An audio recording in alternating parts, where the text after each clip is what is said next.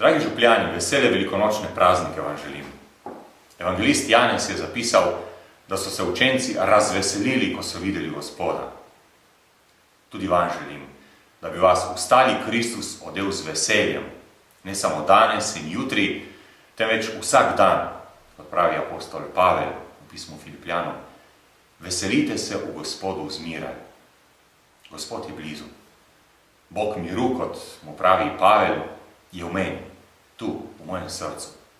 In kaj lahko večje veselje od tega?